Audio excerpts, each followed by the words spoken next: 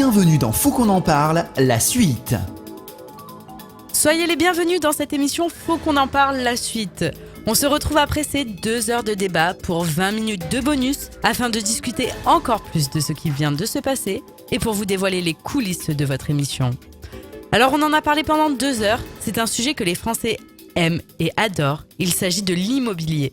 Nos invités en plateau vous ont éclairé et donné des conseils, mais dans Faut qu'on en parle, la suite, ne manquez pas les secrets de l'émission et tout ce qui n'a pas été dit.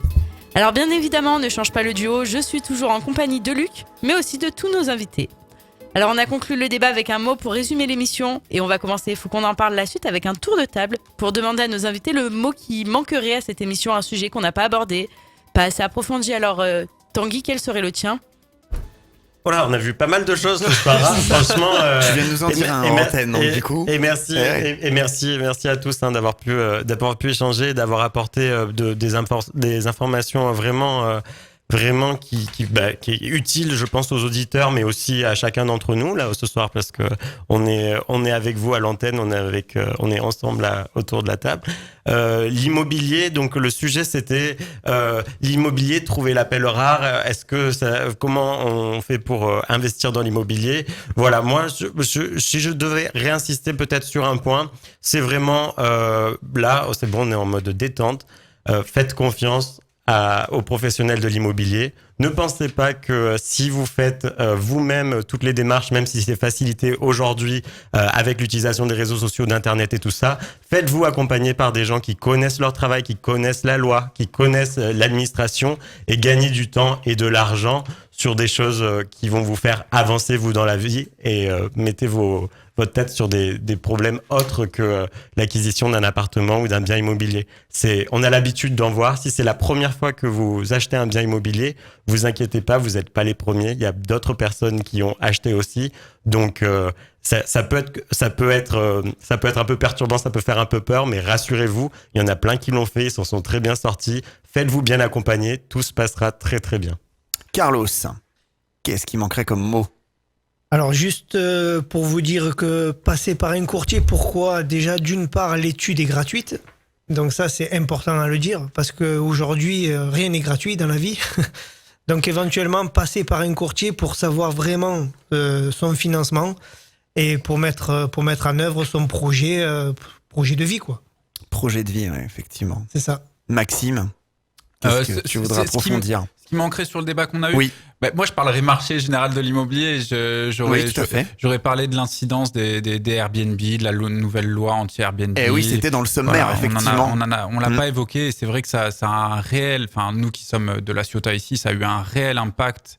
Au-delà du Covid, etc., ça a eu un réel impact sur le marché. Et aujourd'hui, il y a un réel enjeu. Et voilà. Et c'est un peu au cœur. Dans les zones touristiques comme ça, le Airbnb peut vraiment influer. J'ai envie de te dire, Luc, touristique ou pas, hein, c'est-à-dire que le bon filon du Airbnb, il a été trouvé un peu partout. Moi, il y a quelques années, je réfléchissais à investir dans une maison un peu perdue, faire un truc bien pimpé, comme on dit, pour faire un Airbnb. Et c'est quelque chose d'ultra rentable.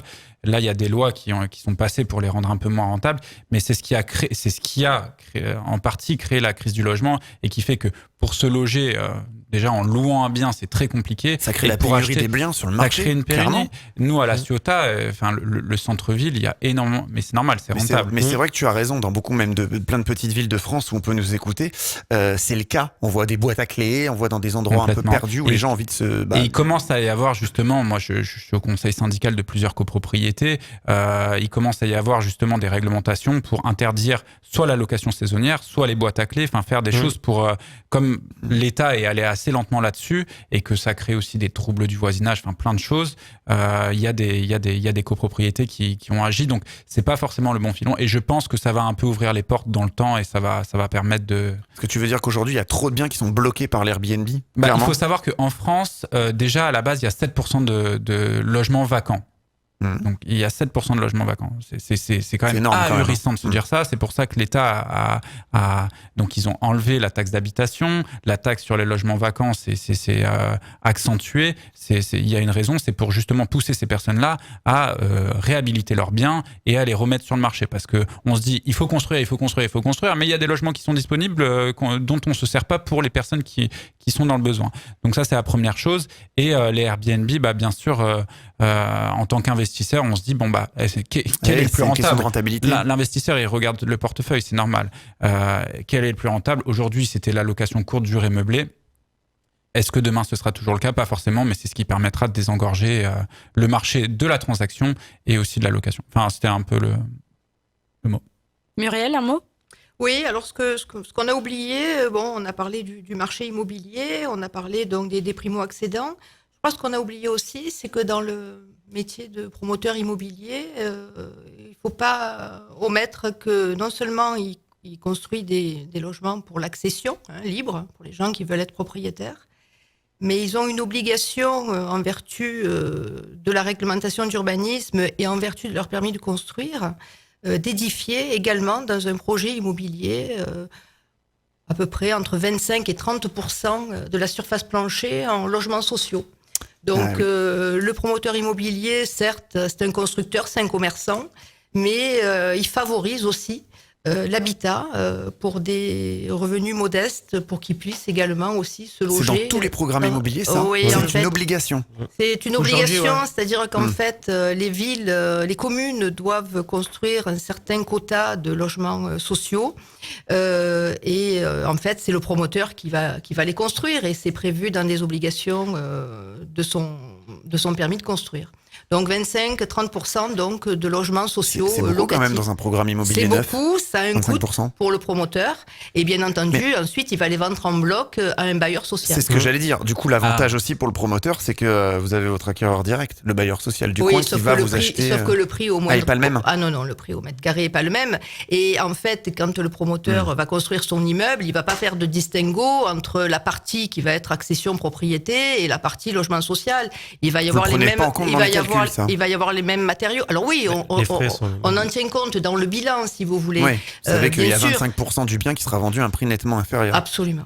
Tu peux nous donner la proportion ou pas? Inférieure de quoi? De 20% ou... C'est secret peut-être. Ça dépend du PLU.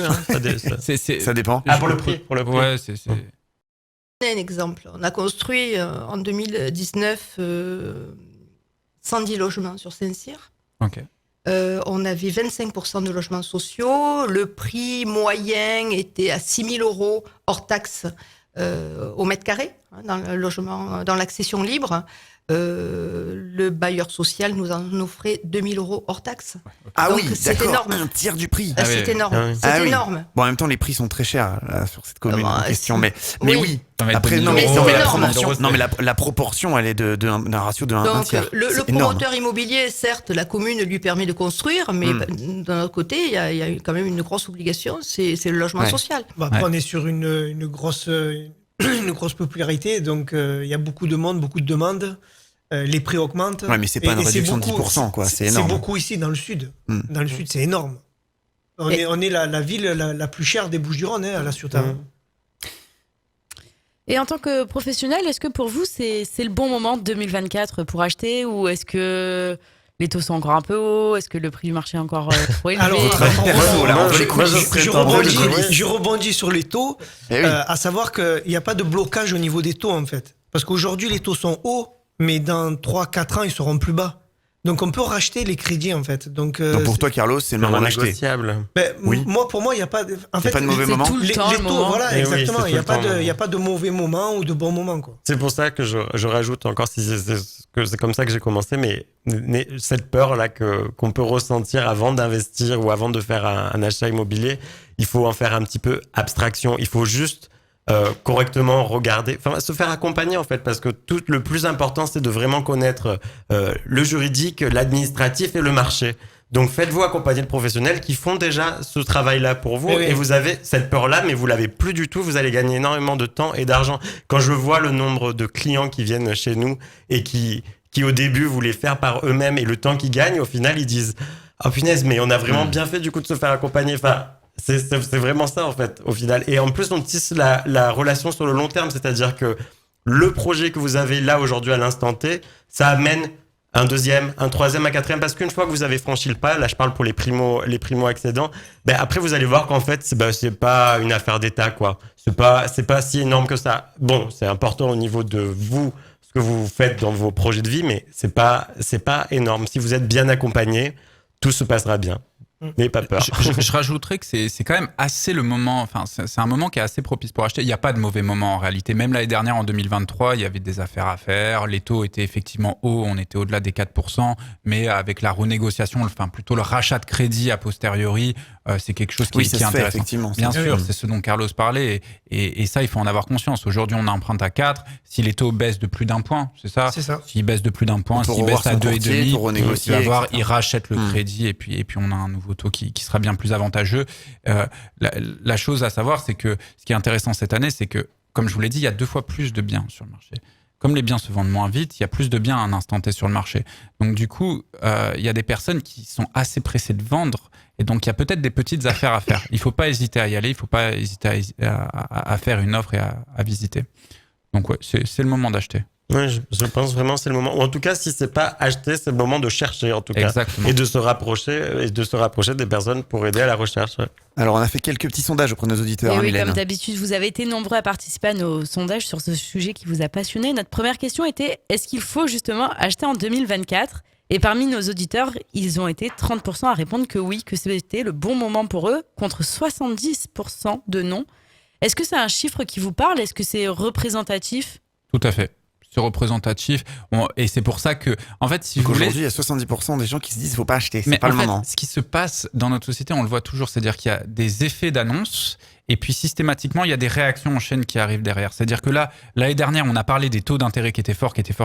Oui. Donc, cette année, au début d'année, en tout cas, on a senti, et sur la fin d'année dernière, des acheteurs un peu plus frileux. Mais dès qu'ils rencontrent un professionnel de l'immobilier qui les rassure sur justement le fait qu'on puisse racheter un crédit, on puisse négocier les biens sont un peu moins chers que ce qu'ils pouvaient être l'année dernière, là, ils vont se lancer dans leur projet d'achat. Donc moi, le 70%, ça m'étonne pas dans un premier. Je pense même que ces 70%, finalement, ils viennent un peu de désinformation parce qu'on pense connaître l'immobilier, mais encore une fois. Alors, les médias aussi jouent, alimentent tout ça. C'est des sujets qui créent de l'audience, c'est des sujets qui. Il y a beaucoup de personnes qui parlent et qui disent on m'a dit. Mais en fait, c'est pas le on m'a dit. Allez voir quelqu'un un pro de professionnel. Absolument. Et il va vous dire. Lui, il va vous répondre. Et il vous répondra correctement. Et pire que ça, il vous accompagnera. En plus, effectivement, ça va rien vous coûter d'aller taper la porte d'un professionnel pour se faire accompagner. Tout à fait. On est payé à l'issue de notre mission, ça il faut le savoir, on n'en a pas parlé tout le long. Mais on peut le préciser. Carlos l'a un peu évoqué, c'est que nous on est payé une fois que l'acheteur a ses clés et que le vendeur a l'argent sur son compte en banque. Une fois qu'on a réalisé la mission, on ne touche pas un centime avant que chacun ait eu, la mission soit réalisée. Et le sujet de la commission aussi, je pense que c'est un sujet qui est intéressant parce qu'au niveau des agences immobilières, et même des notaires, je pense, ça peut être le même cas. C'est-à-dire que vu que acheter un appartement, ce sont de grosses sommes, du coup, les commissions paraissent énormes aussi. Mais sachez qu'une agence immobilière, un notaire, a des charges à payer comme exactement toute autre entreprise et qu'au final, cette grosse somme, quand on a enlevé les charges de fonctionnement, de publicité, de recherche justement, parce que tout ça, en fait, rechercher un bien ou rechercher un acquéreur, ça demande des budgets pubs qui sont énormes, ça demande beaucoup d'investissement, de temps. Et pendant toute cette période-là, ce sont des professionnels qui ne sont pas rémunérés. Donc, certaines personnes qui reçoivent un salaire tous les mois peuvent être tranquillisées par le fait que elles reçoivent leur argent. Ces professionnels ne reçoivent pas d'argent tant que la vente n'est pas conclue, tant que la signature de l'acte authentique n'est pas faite. Mais la somme totale de commission paraît énorme. Donc les gens peuvent se dire mais ils se font du beurre sur notre dos en fait. Et en fait, oui, d'accord, les sommes peuvent être plus hautes que dans certains autres métiers, mais au final, quand on enlève les charges, quand on enlève le temps qu'on a passé et l'énergie qu'on y a mis, c'est pas si énorme que ça. Et ça reste raisonnable par rapport au service et par rapport à l'argent et le temps que nous on vous fait gagner en fait. Mais ça rémunère aussi une responsabilité. Parce Exactement. Parce que vous risquez aussi une responsabilité pénale en fonction du conseil et du boulot que vous avez fait. Donc, c'est une juste rémunération. Alors, et puis, tu peux avoir aussi la désillusion de te dire, tiens, j'ai trouvé un acquéreur, j'ai trouvé un vendeur, j'ai fait le job, il y a eu plusieurs visites, le compromis est signé et le prêt n'est pas obtenu. Donc là, tu te dis, mince, j'ai une vente qui se casse. Et il faut repartir. Alors, on a encore un autre sondage. On vous a également posé donc ce sondage. Qu'est-ce qui vous freine actuellement dans l'achat d'un bien ? Vous avez été 54% à répondre que le taux est trop élevé de financement. 37% à dire que le prix de l'immobilier est trop cher et 9% à nous avoir confié avoir peur car vous n'avez pas les connaissances nécessaires. Comment vous analysez ces chiffres et qu'est-ce que vous en pensez ? Moi, je suis d'accord de ce qu'ils disent parce que... C'est cohérent, oui. C'est cohérent parce qu'aujourd'hui, comme je vous disais, vu que les taux ont augmenté et que les prix n'ont pas baissé dans l'immobilier, les gens ont cette crainte en fait. Et c'est plus ou moins normal parce que voilà. Et après, pour la troisième question, c'est il faut qu'ils aillent voir des professionnels. Tout à fait. Il ne faut pas qu'ils restent dans leur coin à se dire je vais. Et qui vont rien leur coûter. En tout cas, au début, ça ne coûte strictement rien. Ah non, mais ça coûte rien. C'est juste une étude où aller voir un bien, ça coûte pas. On peut le noter parce que c'est quand même très rare. En général, quand on va consulter un professionnel, il y a des honoraires d'entrée de jeu. Là, c'est pas le cas. Consulter un courtier ou un agent immobilier. Vous allez voir un avocat, c'est payant. Tout à fait. Vous allez voir un courtier, c'est gratuit. Donc, qui se rémunère qu'à la fin, comme l'agent. Moi, ce que je trouve assez rigolo sur le sondage, c'est qu'ils disent c'est le taux. Oui, pour plus de la moitié des gens, c'est le taux qui leur fait peur parce qu'en fait, on entend le taux. Ça m'a toujours fait rire. Carlos pourrait le dire mieux que moi, mais le taux, historiquement, dans les années 90, il était entre 12 et 20%. Ouais, mais l'immobilier valait rien. Donc l'immobilier valait 3 fois moins cher. Voilà, fallait peut-être acheter 3 fois moins cher. Un taux de 12%, c'était le plus intéressant finalement. Je suis d'accord. Bien joué, le contradicteur. Non, mais tout à fait. Non, mais l'immobilier en France a fait x2,5 en l'espace de 20 ans, entre 90 et 2010. Donc, effectivement, mais après la vie, l'euro, enfin, il y a plein de facteurs qui ont joué là-dedans. Mais le taux en soi, le taux tout seul, ça veut rien dire. Enfin, l'essentiel, c'est de pouvoir avoir, avec des mensualités qui nous conviennent, le bien qui nous convient. Donc, aujourd'hui, en tout état de cause, ce qu'on constate, c'est que l'acquéreur aura un peu moins bien que ce qu'il aurait pu avoir il y a 2 ans et le vendeur aura un peu moins d'argent que ce qu'il aurait pu avoir il y a 2 ans. Mais tout le monde fait un peu d'efforts et l'essentiel, c'est de pouvoir avoir un bien qui nous convient et de pouvoir avancer sur nos projets de vie. Eh bien, parfait, très belle conclusion. Il nous reste donc moins de 2 minutes, l'occasion pour nous de vous donner notre ressenti, de vous dévoiler nos coulisses. Alors Luc, pourquoi avoir choisi cette émission ? Comment est venue l'idée ? Bien, l'immobilier, c'est clairement un secteur qui touche tout le monde. On l'a vu, il y a beaucoup de passionnés sur cette table. Qu'on soit acheteur ou locataire, quand on est jeune, c'est un objectif clairement de devenir propriétaire, comme plus de la moitié des Français aux yeux de la société. On voulait donc donner les clés pour que vous puissiez faire clairement un bon achat. Oui, en effet. Puis en discutant avec des amis, on s'est rendu compte que l'offre, tant d'un point de vue professionnel que d'un point de vue des manières de faire, était vaste et que souvent, on ne sait pas où donner de la tête quand on commence à regarder les affaires, ni d'ailleurs à qui s'adresser. Oui, clairement. Et comme d'habitude, il était important pour nous de vous apporter les meilleures réponses à vos questions avec nos spécialistes en plateau. Si ce milieu vous intéresse, comme ça, on vous a donné vraiment un maximum de conseils. Vous donnez toutes les clés pour être le plus épanoui dans votre recherche. En allant chercher les professionnels. Si on a pu vous aider ce soir grâce à notre émission, parce que vous êtes actuellement en pleine recherche de biens, parce que ça fait partie de vos projets, notre émission est réussie. C'était donc Faut qu'on en parle la suite. Et on espère que cette émission vous a plu. On se donne rendez-vous très vite pour une prochaine enquête. Et on espère que vous serez toujours aussi nombreux à nous écouter. À bientôt. Bye bye bye.